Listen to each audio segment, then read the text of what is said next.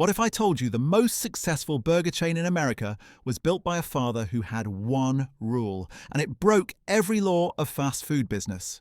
In 1986, a family in Arlington, Virginia, faced a decision.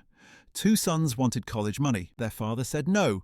Instead, he handed them spatulas and a dream that would eventually destroy McDonald's grip on the premium burger market, create a cult following so intense people tattoo the logo on their bodies, and generate over $1.7 billion in annual revenue, all without spending a single dollar on traditional advertising.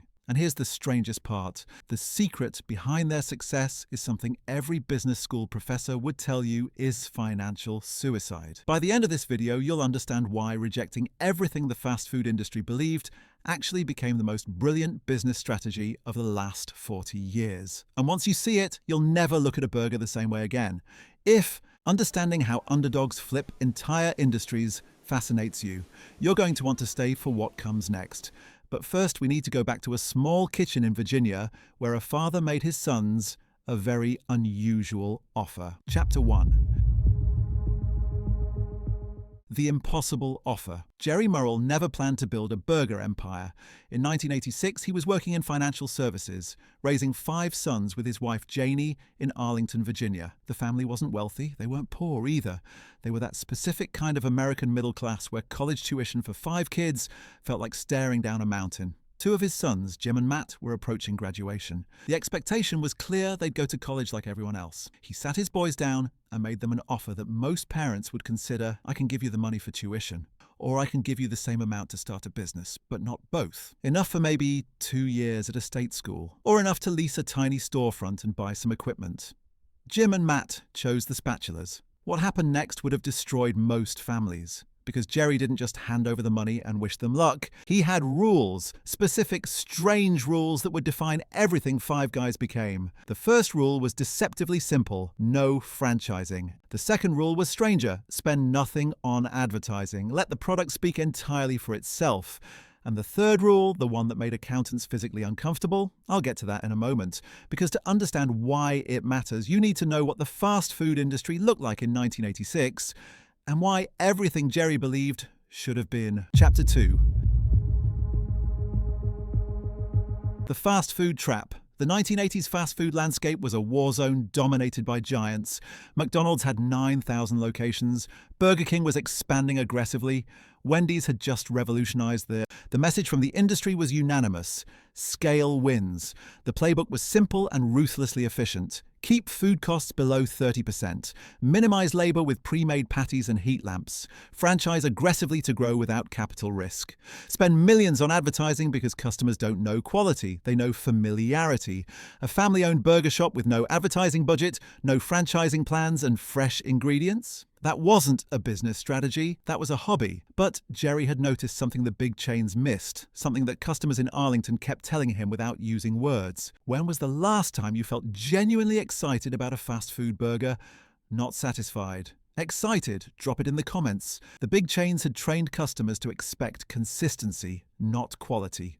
A McDonald's burger in Miami tasted exactly like one in Seattle. That was the point.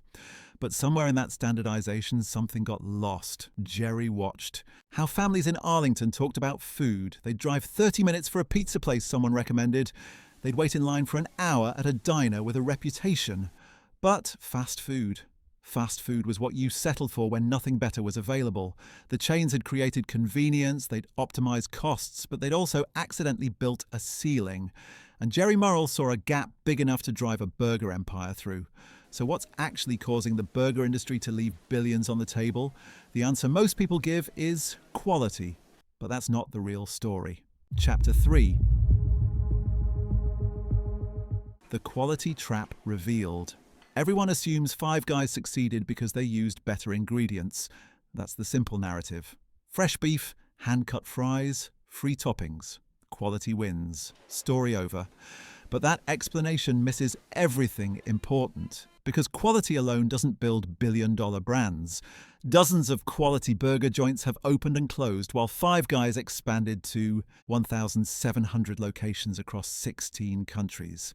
The real insight Jerry Murrell had wasn't about ingredients, it was about psychology. Remember when I mentioned his third rule, the one that made accountants uncomfortable? Here it is. Food costs at Five Guys would run at 40% or higher, nearly double the industry standard. The beef alone costs more than the entire Big Mac sells for. This sounds like business suicide. But Jerry understood something the MBA playbooks missed entirely. When you eat at McDonald's, you know exactly what you're getting. No surprises, no delight, reliable, forgettable fuel. Your brain processes it and moves on. When you eat at Five Guys for the first time, something different happens. The portion is bigger than expected, the fries overflow the bag, the burger is messier, juicier, more overwhelming than any fast food experience you've had. Your brain doesn't just process it, your brain remembers it. And more importantly, your brain talks about it. Jerry wasn't selling burgers. He was selling stories. Every customer who walked out with an overstuffed bag became a walking advertisement. Every shared fry with a friend became a brand impression. Every conversation that started with, "Have you tried Five Guys?" was marketing that cost $0. The 40% food cost wasn't an expense. It was the advertising budget in disguise. But here's what makes this truly remarkable. Jerry figured this out before social media existed, before word of mouth could spread at internet speed. He was betting everything on a pre-viral strategy in 1986, and that's when everything changes. Because the question now is, how did a single family shop in Virginia become 1,700 locations without ever breaking those original rules? Chapter 4. The 18-year crawl. Most people hear Five Guys' success story and imagine hockey stick growth, overnight sensation, viral explosion. The reality is almost the opposite. From 1986 to 2003, 17 full years, Five Guys had exactly 5 locations, all in the Washington, D.C. area, all family-operated, all following Jerry's original rules. 17 years, 5 stores. While McDonald's added thousands of locations and Starbucks conquered the planet, the Murrell family just kept making burgers in Virginia. Jerry's 5 sons all worked in the business. The name wasn't random, it was literal. 5 guys running 5 stores, learning every position, understanding every detail. When a fryer broke, they fixed it themselves. When the lunch rush overwhelmed them, they worked through it together. This period looked like stagnation from the outside. But inside, something crucial was happening. The Murrells were perfecting their system, not a franchise manual. They were building institutional memory, the kind that lives in people's hands and instincts, not in binders. They learned which bread held up to a double patty without disintegrating. They discovered that peanut oil made fries taste better, but required specific training to handle safely. They figured out the exact moment when a line becomes too long. A teenager in Chicago had no idea this was happening. A family in Toronto had never heard the name, but in the DC suburbs, Five Guys had become something rare, a local legend. By 2002, the family faced a choice: stay small forever, or take the risk their father had always avoided, because something had changed. Jerry's sons weren't kids anymore. They'd spent their entire adult lives in these kitchens. They believed the system could scale. And for the first time, Jerry started to agree. In 2003, Five Guys opened franchising. And here's where we can actually prove this isn't just theory. Chapter 5. The numbers that don't make sense. The franchise explosion that followed shouldn't have worked. Every financial model said it would fail. Within 4 years of opening franchising in 2003, Five Guys had over 300 locations. By 2012, there were over 1,000. Today, there are more than 1,700 stores, generating over $1.7 billion annually. But here's the number that matters most: franchise survival rate. In the fast food industry, roughly 20% of new franchises fail within 5 years. Five Guys? Their failure rate is essentially 0. The reason connects directly to Jerry's original strategy.